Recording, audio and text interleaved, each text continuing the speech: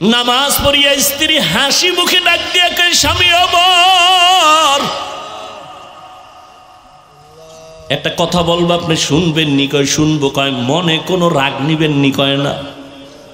আপনার কাছে কেউ যদি কোনো একটা জিনিস আমানত রাখে আপনি রাখবেন নি? কয় হ্যাঁ রাখবো। কয় যদি আবার সময় মতো চায় দিবেন নি? কয় হ্যাঁ দিব। কয় কষ্ট পাবেন নি? কয় পাবো না। স্ত্রী ডাক দিয়ে কয়, স্বামী আমার এই বাচ্চাটা আল্লাহ আপনার আমার হাতে আমানত দিয়েছেন, আল্লাহ সময় মতো নিয়ে গেছে। বাচ্চাটারে আল্লাহ নিয়ে গেছেন, দুনিয়ার থেকেও বিদায়।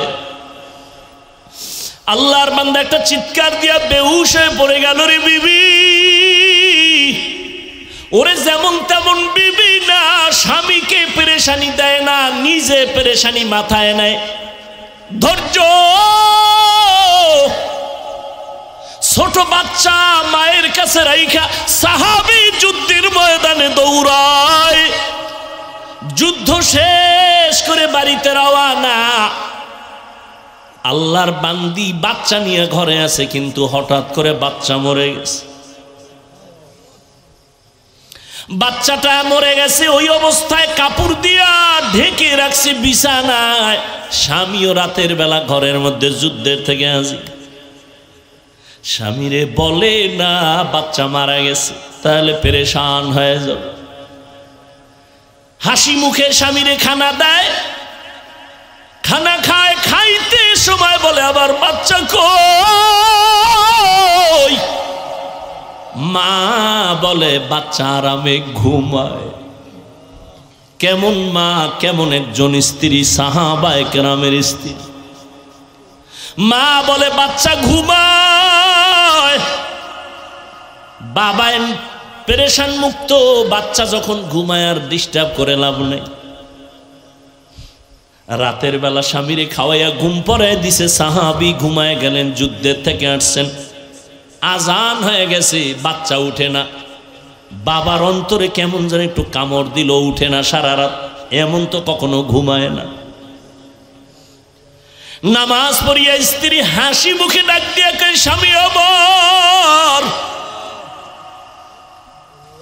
একটা কথা বলবো, আপনি শুনবেন নি? কয় শুনবো। কয় মনে কোনো রাগ নিবেন নি? কয় না।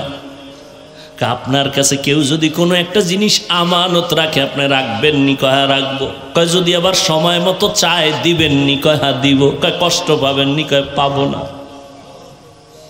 স্ত্রী ডাক দিয়ে কয়, স্বামী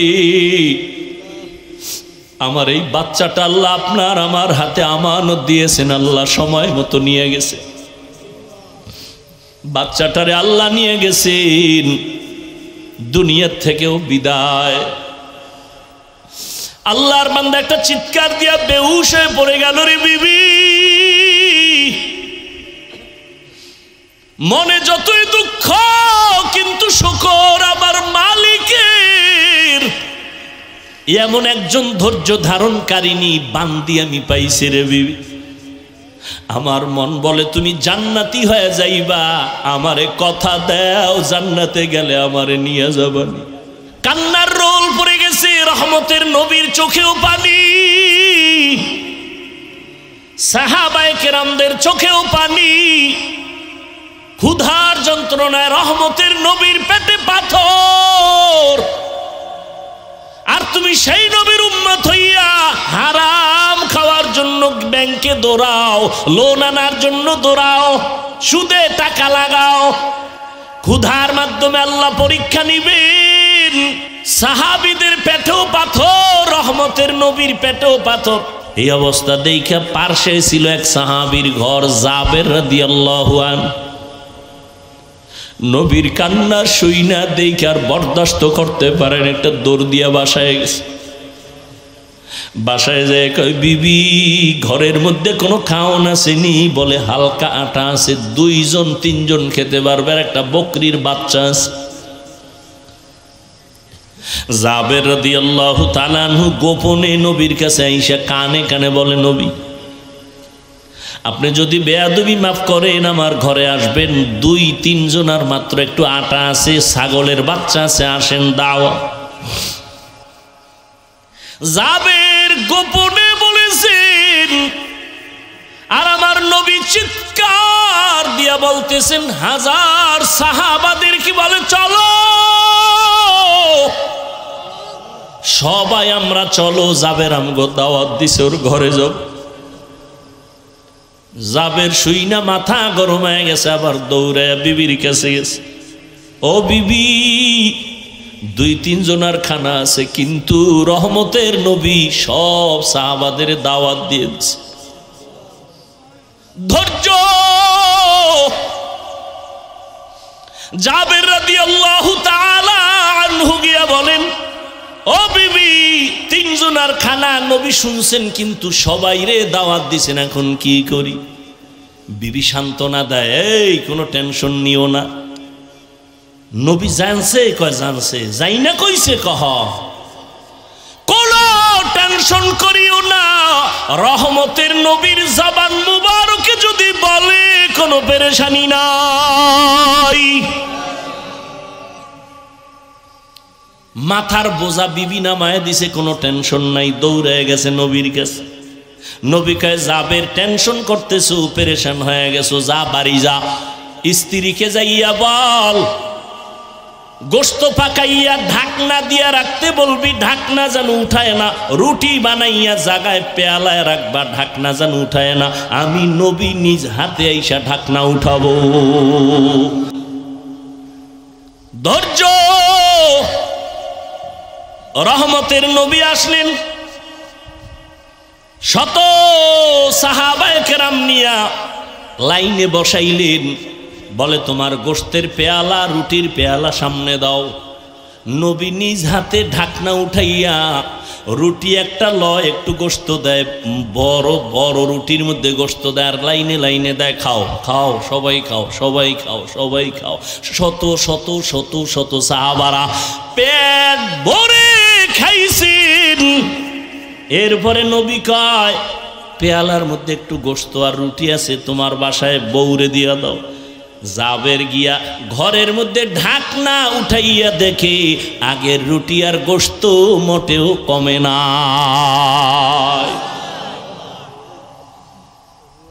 ওয়ামা আরসালনাকা ইল্লা রাহমাতাল লিল আলামিন। ধৈর্য। আল্লাহ পরীক্ষা নিবেন, ধৈর্য না থাকলে পাশ করা যাবে না। 1 নাম্বার ভয়ের মাধ্যমে, 2 নাম্বার ক্ষুধার মাধ্যমে, 3 নাম্বার পরীক্ষা হবে মালের ঘাটতি। ইমাম শাফিঈ রাহমাতুল্লাহ আলাইহি বলেন, এখানে মালের ঘাটতি মানে যাকাত দাও। কিয়ামতের আগে ধনী লোকেরা যাকাত দেওয়াটারে জরিমানা মনে করবে, ঠিকই মনে করে। আল্লাহর কসম করে বলে গেছি, সারা বাংলাদেশে দারিদ্র বিমোচনের গান গায় সবাই। খোদার কসম, যাকাত যতদিন সঠিকভাবে ধনীরা দিবে না, দারিদ্র বিমোচন হবে না। আর ধনীরা যদি ঠিকমতো যাকাতগুলো আদায় করে দেয়, এই জমিনে দরিদ্র থাকবে না।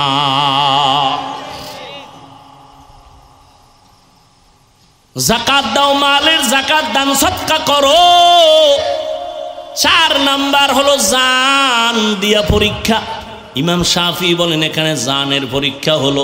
আল্লাহ মাঝে মাঝে জান দিয়ে নিয়ে যাবেন। ওই সাহাবীর সন্তান নিয়ে গেলেন, অথবা অসুস্থ বানাইয়া বিছানায় রাখবেন। ধৈর্যের সাথে তুমি মোকাবেলা করো, আল্লাহর সাহায্য চাও, পাশ করবা। অসুস্থ রোগী দোয়া করলে কবুল হয়ে যায়। আল্লাহর ধৈর্য ধারণ করে বান্দা তুমি জান কোরবান করো, আল্লাহর জন্য তোমার জীবনটারে বিলায় দাও। 5 নাম্বার পরীক্ষা, ফলের মাধ্যমে আল্লাহ পরীক্ষা করবেন। এখানে ফল দ্বারা ইমাম শাফিঈ রাহমাতুল্লাহ আলাইহি বলেন, এখানে ফল মানে হলো তোমার সন্তান। কোরআনের আয়াতে আল্লাহ বলেন, নারীরা হলো ক্ষেত, ফসলি জমিনের ক্ষেত। কোরআনের আয়াত। আর ওই ক্ষেতের ফসল কি? সন্তান। আল মালু ওয়াল বানুন জিনাতুল হায়াতিদ দুনিয়া। মাল আর সন্তান হলো দুনিয়ার সৌন্দর্য। এ বিষয়ে সাবধান। একজন বিখ্যাত বুজুর্গ কোন একটা রোগীরে ঝাড়ফুঁক দিতেছে। পাশে বসা পৃথিবীর এক চিকিৎসা বিজ্ঞানী, অনেক শিক্ষিত, যারা নাম জানবেন, বু আলী সিনা, ডাক্তার মানুষ বইয়ে রয়েছে, আর পাশে বইয়ে যদি কেউ ঝাড়ফুঁক দেয়, এটা সহ্য করা যায়? এই মেয়ে আপনি করেন কি? তুমি গাধা, বুঝবা না। পৃথিবীর এক চিকিৎসা বিজ্ঞানীদের নাম করা ব্যক্তি বু আলী সিনা, তাকে বলতেছে এই বুজুর্গ তুমি গাধা। মাথা ঠান্ডা না গরম? গরম মানে ধমকাইতেছে, গালাগালি করতেছে, এত বড় সাহস আমাকে এই কথা বললা, তুমি কিসের বুজুর্গ? বুজুর্গ এক ইঞ্জেকশন মাইরা সুপ হে ও রুগীরে জারতেছে। কিছুক্ষণ পরে বলে, ভাই আপনি রাগ করলেন কেন? তুমি আমার গাধা বললা। গাধা বলছি আমার জবানে, আপনার শরীরের চামড়া পুড়ে গেছে। আমি বলছি আমার মুখ দিয়া, আপনার শরীরের মধ্যে রিয়াকশন হলো কেন? তা আমার জবানের একটা কথায় যদি আপনার শরীর জ্বলে, তাহলে আমার জবানের কোরআন তেলাওয়াতে এই রোগী কেন সুস্থ হবে না?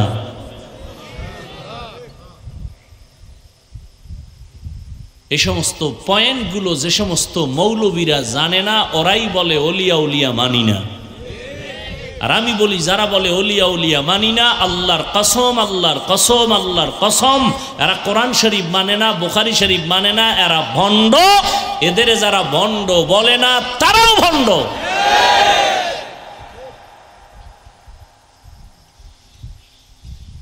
আমি কোনো মাযহাব মানি না, কোনো ইমাম কি মানো? কয় বুখারী শরীফ।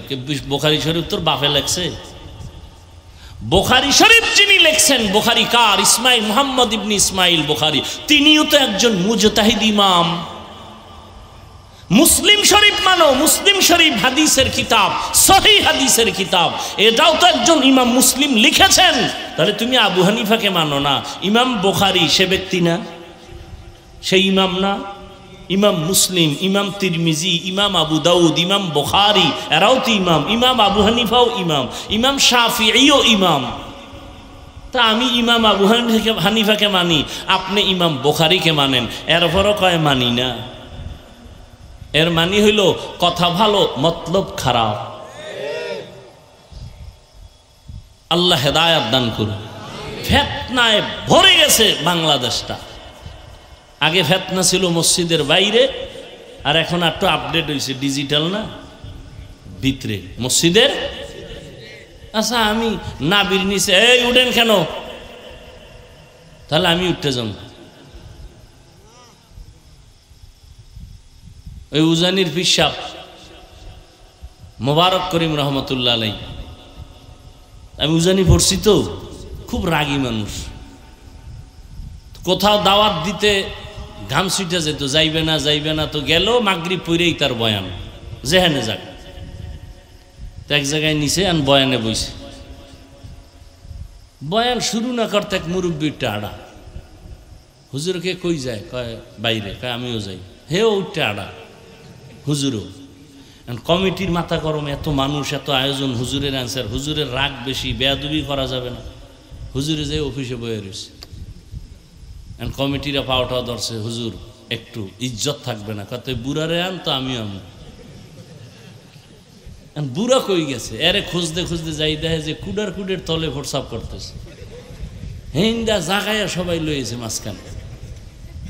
আইনা মাঠের মধ্যে বয় থুইছে, বয় হুজুর লইয়েছে, কাইছে কহ কত ল। হুজুর আই আবার বইয়ে বয়ান শুরু করছে। তোমরা গেলে আমিও যাব। মেহমান দাওয়াত দিয়ে মেজবান পালা, এটা তো ভালো না। আল্লাহ, কি কথা বলতেছিলাম জানি? ও, আমি নাবির নিচে হাত বাঁধি, আপনি বুকের উপরে হাত বাঁধেন। আমি আস্তে আমিন বলি, আপনি জোরে বলেন। আমি তারাবি 20 রাকাত পড়েছি, আপনি 8 রাকাত পড়েছেন। আপনি বলবেন হাদিসে পাইছে, আচ্ছা মেনে নিলাম। আপনি এই যে আমলটা করলেন কার জন্য বলেন তো? আল্লাহর জন্যই যদি আমল করে থাকেন, বান্দার সাথে ভাব দেখান কেন? সালাম দেও না, দিলেও নেয় না, বিষয় কি? কয় 20 রাকাত।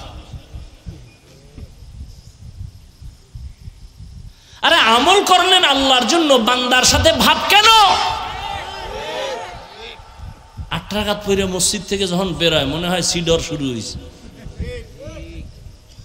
বুক টান টান করে যায়, মনে হয় জান্নাত রেডি। ভাব কেন? আমলের কোনো ভাব আছে? হ্যাঁ, একজনে হুজুর আমার চিনেন না, তো আমি 3 চিল্লার সাথে। আর এক চোরা একে আমারে চিনেন না, আমি 3 বার ওমরা করছি, 2 বার বড় হজ। আপনি চিল্লা দিছেন, দিনের পথে সময় দিছেন, হজ করছেন কার জন্য? আমাকে শুনান কেন? হারাম। আমার চিনেননি? কয় না, আমি তো পীরের দরবারে 40 বছর জিকির করি, একদিনের রাতের তাহাজ্জুদ কাজা হয় না। কার জন্য করছেন? আমাকে শুনান কেন? কিয়ামতের দিন কানে ধরে আল্লাহ টানবেন আর বলবেন, মজা মারছো আমল দিয়া। জান্নাত পাওয়া অনেক সহজ, অনেক অনেক অনেক কঠিন।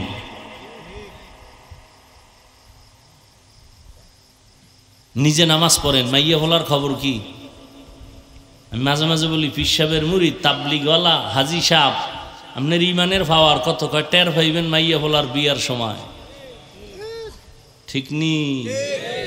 উভারে উভারে কিছু চায় না, তলে তলে কয় এটা দিল না কেন, এটা দিল না কেন, এটা দিল না কেন। এটা কি মানবতা হইল? ওয়ালানাবলুওয়ান্নাকুম বিশাইইম মিনাল খাউফি ওয়াল জুই ওয়া নাকসিম মিনাল আমওয়ালি ওয়াল আনফুসি ওয়াস সামারাত। আল্লাহ মুমিনকে পরীক্ষা করবেন 5টা জিনিসের মাধ্যমে। এই পরীক্ষা মুমিনকে করবেন কেন? যারে বেশি মোহাব্বত করে কাছে নিবেন তাকেই তো পরীক্ষা করবেন। বিয়ে করবেন 1 জন না 2 জন? এখন তো 5 জনও করে, 1 মাইয়ার 6 স্বামী। কি মিডিয়ায় এই খবর টবর আইয়ে না? কি শুরু হইল? ওই ছাগলগুলোকে আমাকে কিছু হুজুরেরা পাগল হয়ে যাইতেছে, বিয়া বাড়াও বাড়াও বাড়াও। অথচ কত কঠিন সতর্কবাণী আসছে কোরআনে। ইনসাফ বজায় না রাখলে দুনিয়াই জাহান্নাম। 1 বউ ঠিক রাখা যায় না, 2টা করলে উপায় কি? মরার পরে জাহান্নাম দেখার আগে দেখাল। কেউরে যদি অশান্তিতে রাখতে চান, কাউকে যদি অশান্তিতে রাখতে চান, তাহলে বিয়ে করায় দেন ডবল। টের ভাইবে কত ধানে কত চাল। ইনসাফ ঠিক রাখা এত সোজা। আল্লাহ আমাদের হেদায়াত দান করুন। তো বিয়ে করবে, একটা মাইয়া দেখছে 10টা, এরকম হয় না? সব মাইয়া দেখে কি হাদিয়া দেয়? যেটা পছন্দ হইছে এটার ব্যাপারে হাদিয়া দিয়া তদন্ত করে, এটার সাথে কোনো সাইড কালেকশন আছে না নাই। ঠিক নেই? পরীক্ষা করে না? করে না? আল্লাহ বেঈমানেরে করে না, মুমিনকে পরীক্ষা করে, দেখে এই বান্দার মধ্যে আর কারো মোহব্বত আসেনি। আল্লাহ তো গায়েব জানে না? কি জানে না? আল্লাহ দেখার দরকার কি? কয় না না না, আল্লাহ দেখার জন্য না, আল্লাহ বান্দাকে দেখানোর জন্য। আল্লাযী খালাকাল মাউতা ওয়াল হায়াতা লিয়াবলুয়াকুম আইয়ুকুম আহসানু আমালা ওয়া হুয়াল আজিজুল গফুর। হায়াত আর মউত দিয়ে আল্লাহ পাক পরীক্ষার জন্য পাঠাইলেন। আল্লাহ দেখবেন কারা ভালো আমল করে। কি আমল? বেশি আমল আল্লাহ দেখবেন না, কি দেখবেন? ভালো আমল। এজন্য আমাদের উলামায়ে আহলে হকরা বলেন, বেশি বেশি নামাজ পড়ার নাম তাকওয়া না, বেশি বেশি জিকির করার নাম তাকওয়া না, বেশি বেশি তসবিহ টানার নাম তাকওয়া না, বেশি বেশি রোজা রাখার নাম তাকওয়া না, গুনাহ থেকে বেঁচে থাকার নাম হলো তাকওয়া। हर के दारद खौफे हकदार दिल मदम जन्नतुल मअवा देहद उरा मकाम जुज़बा हक चीज़े मखाज इंसो जा फजले उआ मस्ते दर जुमला जहां। আল্লাহ মুমিনকে পরীক্ষা করবেন 5টা জিনিসের মাধ্যমে। এই পরীক্ষায় যদি কোনো মুমিন পাশ করতে চাও, একটা পুঁজি লাগবে। ওই পুঁজি না থাকলে খোদার কসম কিয়ামত পর্যন্ত কামিয়াব হওয়া যাবে না। ওই পুঁজির নাম হলো ধৈর্য। ওই পুঁজির নাম কি? এই ধৈর্য আবার 3 প্রকার। ইবাদতের বেলায় ধৈর্য, মুসিবতের বেলায় ধৈর্য, গুনাহের বেলায় ধৈর্য। এই ধৈর্যর দাম কত? আল্লাহ কোরআনে বলেন ধৈর্যের দাম এত বেশি, আমি বড় বড় 2টা পুরস্কার দিব ধৈর্য ধারণকারীদের। একটা দিব দুনিয়ায়, আর একটা দিব পরকালে। দুনিয়ার পুরস্কার হলো আমি আল্লাহ নিজে বান্দার বন্ধু হয়ে থাকবো। ইয়া আইয়ুহাল্লাযীনা আমানুস্তাঈনু বিস-সাবরি ওয়াস-সালাহ ইন্নাল্লাহা মা'আস-সাবিরিন। আল্লাহ বলেন আমার কাছে সবর ও সালাতের মাধ্যমে সাহায্য চাও, আমি আল্লাহ সাবিরিনদের সাথেই থাকি। আল্লাহর সাথে থাকলে আর কোনো পেরেশানি আছে? মান কানা লিল্লাহ কানাল্লাহু লাহ। আল্লাহ যার হইয়া যায় গোটা দুনিয়া তার গোলাম হয়ে যায়। তুমি আল্লাহর হয়ে যাও, আল্লাহ তোমার হয়ে যাবে। তোমার হয়ে গেলে গোটা দুনিয়া তোমার পায়ের নিচে চলে আসবে। উজানির কারি ইব্রাহিম রহমাতুল্লাহ আলাইহি বাঘেরে ডাক দিয়া কয়, বাঘ এখান থেকে চলে যা। বলতে দেরি বাঘ তার বাচ্চা কাঁধে নিয়ে আর রওয়ানা দিতে দেরি না। সুবহানাল্লাহ। প্রশ্নকারীরা কইবে এটা কেমন কথা? এটা বহুত সুন্দর কথা, তুমি বুঝো না কেন? তোমার বুঝ কম, তোমার মেমোরি সমস্যা, হ্যাং হয়ে গেছে। তোমার মেমোরির সমস্যা, এই কথায় সমস্যা নাই। গরুর গোশত দিয়া খিচুড়ি পাকাইছে, মজা আছে না নাই? একজনে কয় 2 প্লেট খাই, আর 1 প্লেট দে। আর একজনে কয় 20 দে, তারপরে কাছে আনিস না। আছে না নেই? দোষ কি খিচুড়ির, গরুর গোশতের, না নিজের ফ্যাটের? ফ্যাটের চিকিৎসা কর। তাবলিগ ভালো, চরমনাই ভালো, পীর মুরিদি ভালো, আহলুল্লাহ ভালো, হক সব হক। তোমার সমস্যা কি? আমার চোখের চিকিৎসা করা দরকার। তাবলিগে ঝামেলা নাই, পীর আল্লাহওয়ালা যারা খাঁটি এদের মধ্যে ঝামেলা নাই। ঝামেলা তোমার অন্তরে, চিকিৎসা করো। ভাইরা আমার,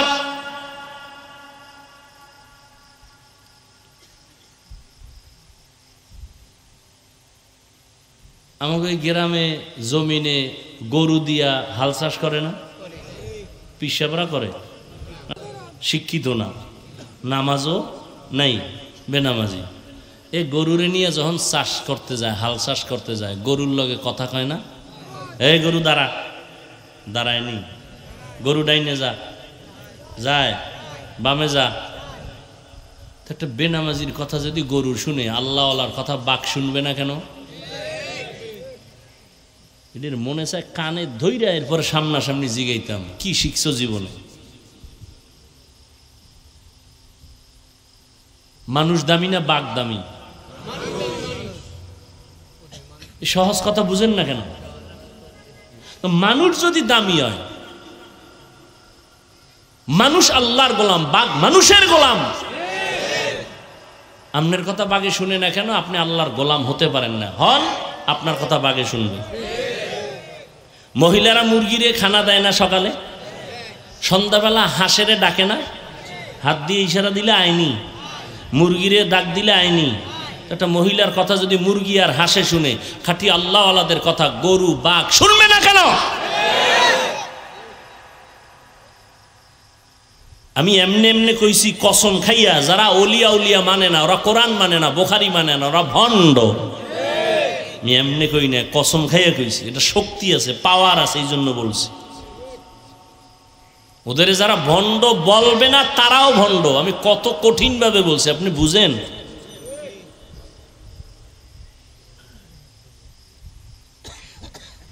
হা, আল্লাহর গোলাম হতে হবে।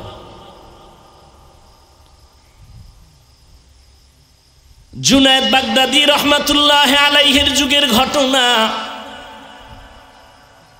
আল্লাহ কিছু বিশেষ পাওয়ার দান করেন তার খাস বান্দাদেরকে, যেই পাওয়ারটা অন্যদেরকে আল্লাহ দেন না।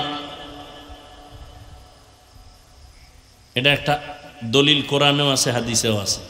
কোরআনের দলিলটা শুনেন, ইয়া আইয়ুহাল্লাযীনা আমানু ইন তাত্তাকুল্লাহ ইয়াজআল লাকুম ফুরকানা। আল্লাহ বলেন মুমিনদের মধ্যে যারা তাকওয়ার উপরে মুজাহাদা করবে আল্লাহ তাদের একটা স্পেশাল পাওয়ার দান করবেন। পাওয়ারের নাম ফুরকান। পাওয়ারের নাম কি? ফুরকান মানে মা মানাল ফুরকান হুয়া নূরুম মিন ইলাহি। আল্লাহর পক্ষ থেকে একটা নূরের আলো। আলো দিয়া মানুষ কি করে? অন্ধকার দূর করে। এটা আল্লাহ দেয় তাকওয়াওয়ালাদেরকে। এবার শুনেন হাদিসের দলিল। ক্বালান নবী সাল্লাল্লাহু আলাইহি ওয়া আলিহি ওয়া সাল্লাম ইত্তাকু ফিরাসাতাল মুমিন ফাইন্নাহু ইয়ানজুরু বিনুরিল্লাহ। খাঁটি আল্লাহওয়ালাদের ফেরাসাতের পাওয়ার থেকে সতর্ক। তুমি যা দেখো না তারা দেখেন, চামড়ার চোখ দিয়ে দেখেন না, তারা দেখেন আল্লাহর দেওয়া নূরের আলো দিয়ে দেখেন। খ্রিস্টান ফাদরি কয় এটা কেমনে হইলো? চোখ দিয়ে দেখে না, আর কি দিয়ে দেখবে? সবাই বুঝায়, কয় বুঝি না। সবাই ধৈরা কয় তাহলে একজন আছে এর কাছে তুই বইলে বুঝবি। কয় কে? কয় জুনায়েদ বাগদাদির কাছে যাও।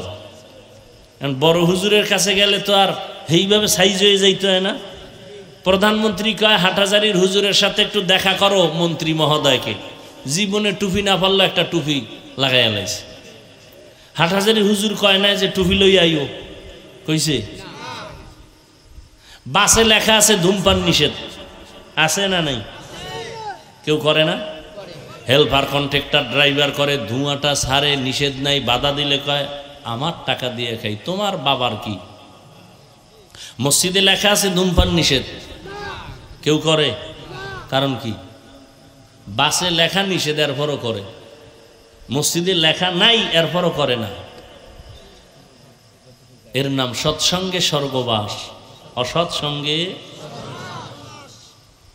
জুনায়েদ বাগদাদির কাছে যাইবে খ্রিস্টান, এত বড় আল্লাহর ওলি, নাম শুনছে। এবার মোটামুটি এককালে হুজুরের পছন্দের পোশাক লাগাইছে, বিশাল এক লম্বা জামা, পাগড়ি, টুপি। যাইয়ে জুনায়েদ বাগদাদির দরবারে মাত্র সালাম দিস, আসসালামু আলাইকুম। হিন্দুরাও কিন্তু সুন্দর করে সালাম দিতে পারে না? আমাকে মুসলমান দিল নষ্ট, এরা সালাম দেয় সামাইকুম, সালাম দেয় সামাইকুম, মানে তোর উপরে খোদার ঠাটা হরুক। হে আবার ঘুরে একা ওয়ালাইকুম, তোর উপরে আগে হরুক, সালাম দেয়। খ্রিস্টান পাদ্রী গিয়া সুন্দর করে সালাম দিস, আসসালামু আলাইকুম। জুনায়েদ বাগদাদি জবাব দিবে কি? ওয়ালাইকুম না, জবাব না দিয়ে হাদাক আল্লাহ, আল্লাহ তোরে হেদায়েত দিক। দিলাম সালাম, কি হেদায়েতের দোয়া করলেন ওয়ালাইকুম না বইলা? এই সিস্টেম তো জীবনে শুনি নেই।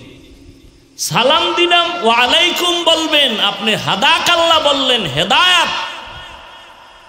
আমি নতুন আইছি, সালামটা দিলাম, জবাব না দিয়া হাদাক আল্লাহ বললেন কেন? হেদায়েতের দোয়া করলেন কেন? তুই তো মুসলমান না, তুই তো ভিন্ন ধর্মের মানুষ। আপনি টের পাইলেন কেমনে? কয় নবুয়তের দরজা বন্ধ থাকলো, ফেরাসাতের দরজা বন্ধ নাই।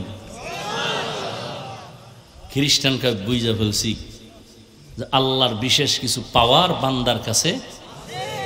পাওয়ারের নাম কোরআনের ভাষায় ফুরকান, হাদিসের ভাষায় ফেরাসাত।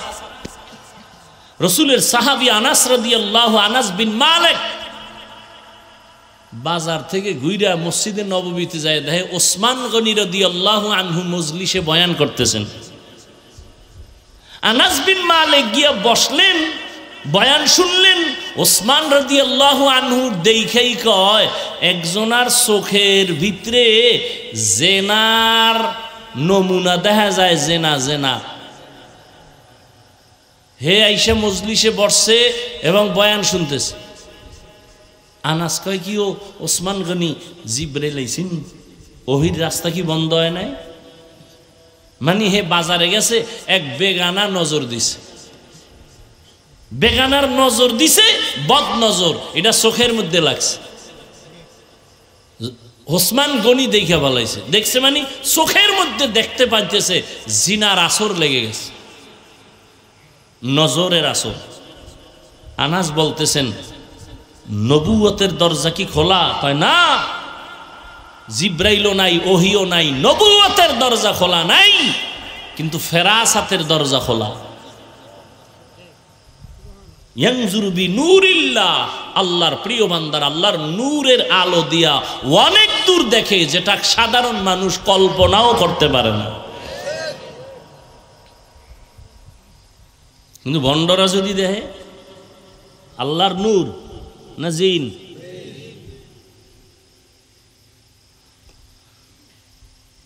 আল্লাহ তাআলা বলেন আমি 5টা জিনিসের মাধ্যমে পরীক্ষা করব। পাশ করার জন্য লাগবে কি? গেছে, ভুলে গেছে। ধৈর্য বড় দামি এক সম্পদ। এই ধৈর্যের পুরস্কার 2টা। প্রথম পুরস্কার আল্লাহ দুনিয়ায় দিবেন, বইলে ফেলাইছি কিন্তু কি গেছেন, ভুলে গেছেন। আল্লাহ সঙ্গী হয়ে থাকবেন। আর একটা পুরস্কার দিবেন কবে? পরকালে। কি? ইন্নামা ইউওয়াফাস সাবিরুনা আজরাহুম বিগাইরি হিসাব। আল্লাহ বলেন ধৈর্য ধারণকারীদের কিয়ামতে আল্লাহ বলবেন বিনা হিসাবে জান্নাতে ঢুকে যাও। জান্নাত যাওয়ার আশা আছে তো? কি হিসাব টিসাব দিয়ে আল্লাহর সাথে বুঝপড়া কইরা যাইবেন? যে পাওয়ার টাওয়ার মাঝে মাঝে দেখান, তা আল্লাহর লগেও বুঝপড়া করবেন না? বিনা হিসাবে যাবেন? বিনা হিসাবে আল্লাহ দিবেন। ধৈর্য ধারণকারীকে আল্লাহ বিনা হিসাবে জান্নাত দিবেন। আর এই ধৈর্য থাকলেই 5টা জিনিসে পরীক্ষায় পাশ করা যাবে। 5টার প্রথম জিনিস হলো ভয়। ইমাম শাফিঈ রহমতুল্লাহ আলাইহি বলেন এখানে ভয় দ্বারা উদ্দেশ্য হলো আল্লাহর ভয়। তুমি দাড়ি রাখলে আল্লাহ খুশি, দাড়ি রাখলে তোমার ম্যাডাম বেজার, দাড়ি কাটলে তোমার ম্যাডাম খুশি, আল্লাহর শাস্তি জাহান্নামে। এখন তুমি কি ম্যাডামের ভয়ে দাড়ি কাটো না জাহান্নামের ভয়ে দাড়ি রাখো? পরীক্ষা। ধৈর্যের যদি থাকে পাশ করা সম্ভব। বেপরদায় চলতে পারলে শালি দুলা ভাই খুশি, বেআইন সাহেবা খুশি, আল্লাহ বেজার। এখন বেআইন সাহেবাকে খুশি রাখার জন্য তুমি কি বেপরদায় চলবা, নাকি আল্লাহর আযাবের ভয়ে তুমি পর্দা রক্ষা করবা? আর একটা ভয় হলো বান্দার পক্ষ থেকে ভয়। ইসরায়েলের জালেমরা কয় ফিলিস্তিনিরা আমাদের জমিন ছেড়ে যাও, না হয় তোমাদের মেরে ফেলবো। ফিলিস্তিনি মুসলমান বলে তোর বাবার জমিন না, এটা আমার আল্লাহর জমিন, আমরা আল্লাহর গোলাম, এই বাইতুল মাকদিসে আমরা থাকবো, ভাগাইতে পারবি না, রক্ত যাবে, জীবন যাবে, আল্লাহর ঘরের জমিন ছাড়ব না। জীবন নিতে নিতে নিয়ে গেছে। এক বাবায় মিষ্টি খাওয়াইতেছে ঘুরে ঘুরে ফিলিস্তিনে। সাংবাদিক বলে ও বাবা আপনি মিষ্টি খাওয়ান কেন? আমার 2 সন্তান আল্লাহর রাস্তায় শহীদ হয়ে জান্নাতে গেছি গা, আমি খুশি, আমিও সিরিয়ালে আছি, আমিও যাব। ইয়া ইলাহি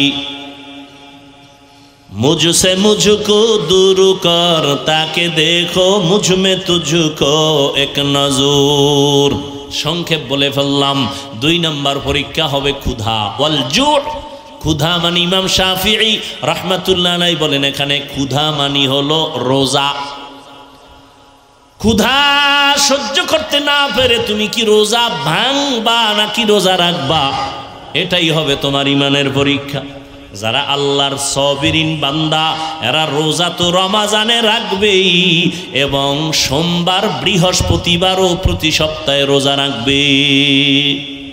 আর যাদের ধৈর্য নাই এরা বলবে ক্ষুধার যন্ত্রণা সহ্য করা যায় না, রোজা রাখবো না। ক্ষুধা। আল্লাহর পরীক্ষা, ক্ষুধার যন্ত্রণায় তুমি কি হারাম খাইতে যাও? কত মুমিন আছে অভাব একটু পাইলেই দৌড়াইয়া গ্রামীণ ব্যাংকের বারান্দায় যায়, যায়নি? ব্যবসা করবে লোন উঠায়।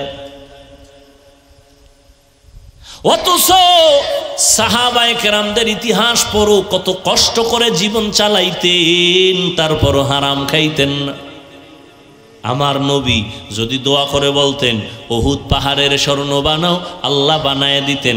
কিন্তু আমার মায়ার নবী নিজে কষ্ট করে করে দাওয়াত দিছেন, পেটের মধ্যে পাথর বেঁধেছেন। খন্দকের যুদ্ধের প্রস্তুতি, পূর্ব প্রস্তুতি, গর্ত খনন করতেছেন। জমিনটা পাথরওয়ালা, ঠাডামাঙ্গা রৌদ, এর মধ্যে নবীও কাজ করেন। দুশ্মনের মোকাবেলা থেকে আত্মরক্ষার জন্য গর্ত খনন করো মদিনাতুল মুনাওয়ারার পাশে। গর্ত খননে নবীও কাজ করেন। এর মধ্যে কিছু মুনাফিক দাঁড়ায় গেল, পারে না, কষ্ট, পাথর খুইদা জমিন গর্ত বানানো, এটা তো অনেক কষ্ট। মুনাফিক কিছু আইয়ে কয়, নবী আমার বউ অসুস্থ, আমি কাজ করতে পারতেছি না, বউরে পাহারা দিতে হবে। নবীর দিল তো খুব নরম, রহমতুল্লিল, নবী ছুটি দিবেন ভাব। আর এক সাহাবি কয়, আমার বাড়ি পাহারাদার কেউ নাই, ছুটি দেন, তাড়াতাড়ি যাব। নবী ছুটি দিবেন ভাব। জিবরাইল আমিন আইয়া আল্লাহর আয়াত শুনায় বলেন, নবী জানায় দেন এরা সব মুনাফিক, এদের দাবি সবগুলো মিথ্যা, সব মিথ্যাবাদী। কিছুক্ষণ পরে আবার কয়েকজন সাহাবা নবীর সামনে জামা উঠাইয়া পেটটাকে দেখায়। নবী দেখেন আমি ক্ষুধার যন্ত্রণায় একটা পাথর লাগাইছি, পেটে বাঁধছি, ক্ষুধা সইতে পারি না, গরম, আর কান্দে। নবী কয়, ও তোমরা মনে করছো আমি খুব আরামে খাই না? নবীও জামাটা উঠাইলেন। নবী উঠাইয়া কয়, দেখ তোমরা পাথর বাঁধছো একটা, আমি মুহাম্মদ পাথর বেঁধেছি পেটে দুইটা। কান্নার রোল পড়ে গেছে, রহমতের নবীর চোখেও পানি, সাহাবায়ে কেরামদের চোখেও পানি।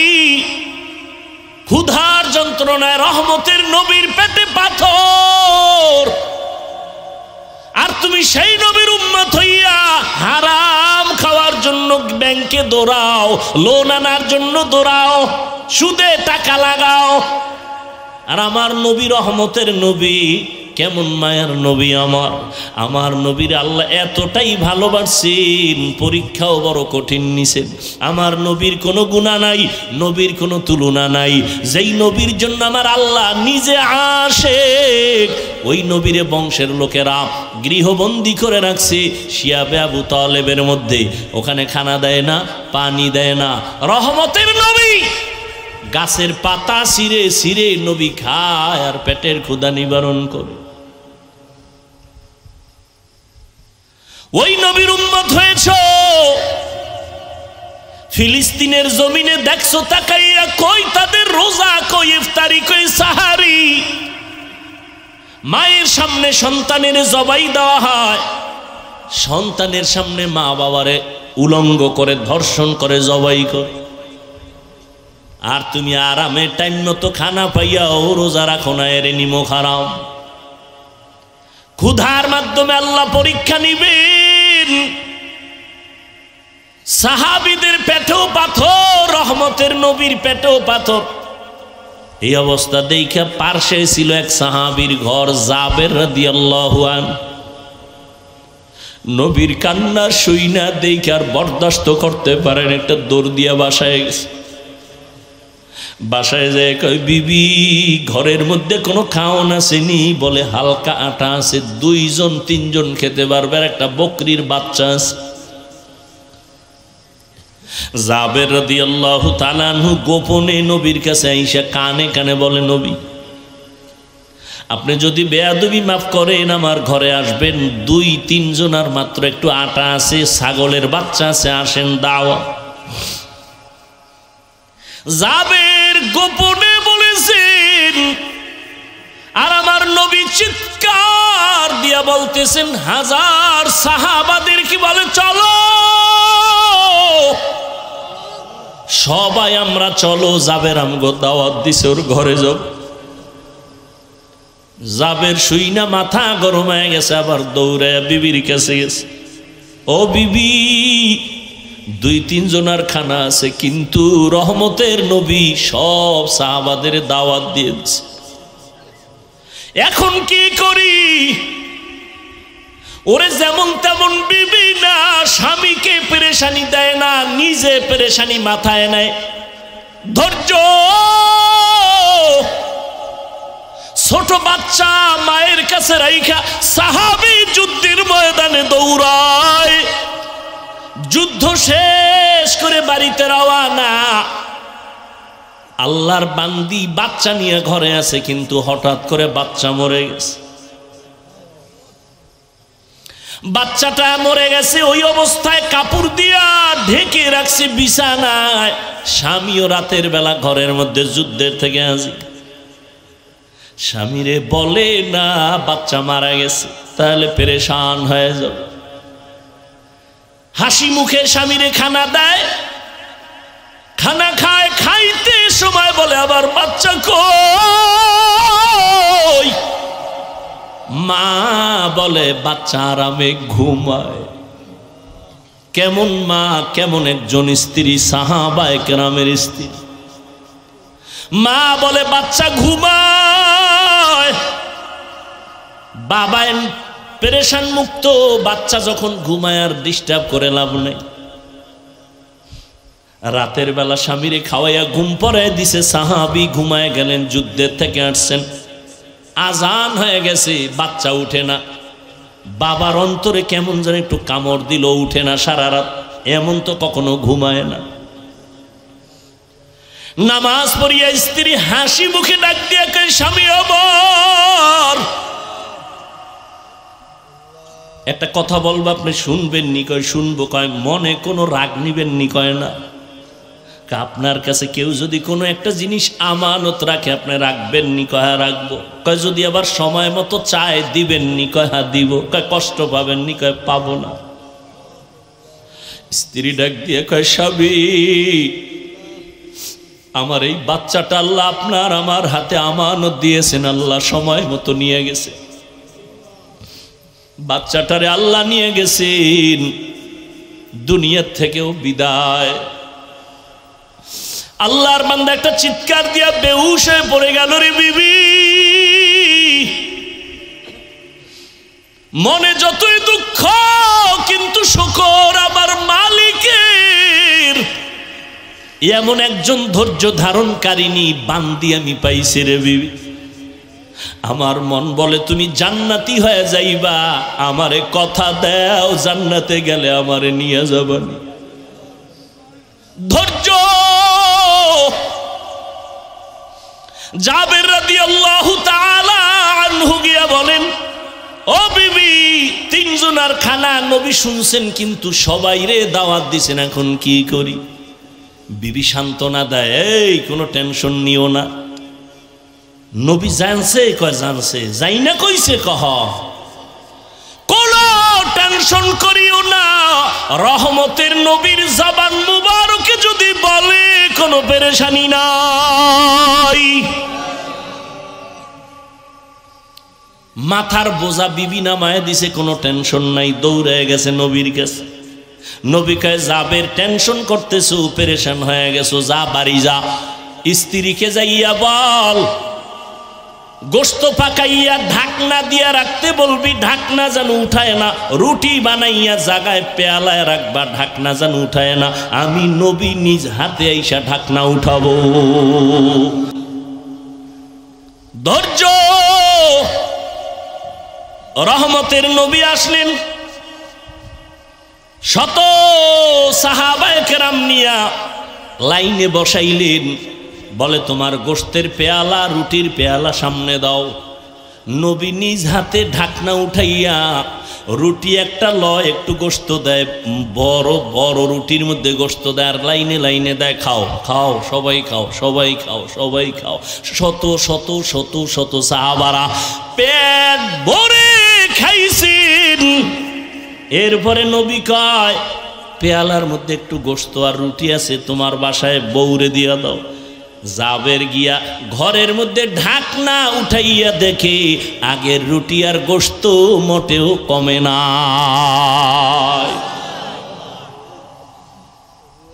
ওয়ামা আরসালনাকা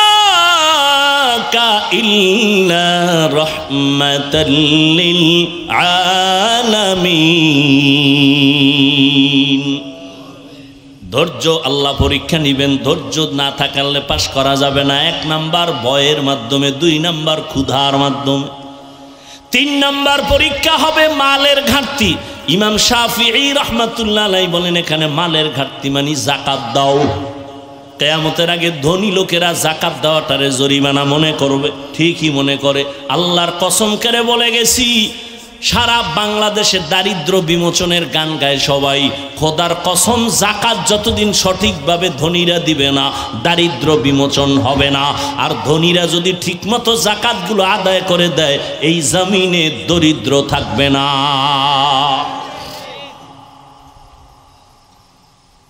যাকাত দাও, মালের যাকাত দান সদকা করো। 4 নাম্বার হলো জান দিয়া পরীক্ষা। ইমাম শাফি বলেন এখানে জানের পরীক্ষা হলো। আল্লাহ মাঝে মাঝে জান দিয়ে নিয়ে যাবেন। ওই সাহাবীর সন্তান নিয়ে গেলেন, অথবা অসুস্থ বানাইয়া বিছানায় রাখবেন। ধৈর্যের সাথে তুমি মোকাবেলা করো, আল্লাহর সাহায্য চাও, পাশ করবা। অসুস্থ রোগী দোয়া করলে কবুল হয়ে যায়। আল্লাহর ধৈর্য ধারণ করে বান্দা তুমি জান কোরবান করো, আল্লাহর জন্য তোমার জীবনটারে বিলায়া দাও।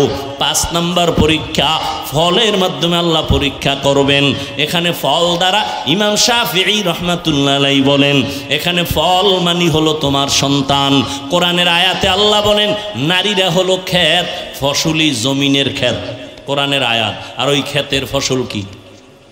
সন্তান। আল মালু ওয়াল বানুন জিনাতুল হায়াতিদ দুনিয়া। মাল আর সন্তান হলো দুনিয়ার সৌন্দর্য। এ বিষয়ে সাবধান। এই মাল আর সম্পদ সন্তান দিয়ে যেন হালাকাতের রাস্তায় না যাও। ইয়া আইয়ুহাল্লাযীনা আমানু, ও দুনিয়ার মুমিনেরা, লা তুলহিকুম আমওয়ালুকুম ওয়ালা আওলাদুকুম আন যিকরিল্লাহ। মালের কারণে, সম্পদের কারণে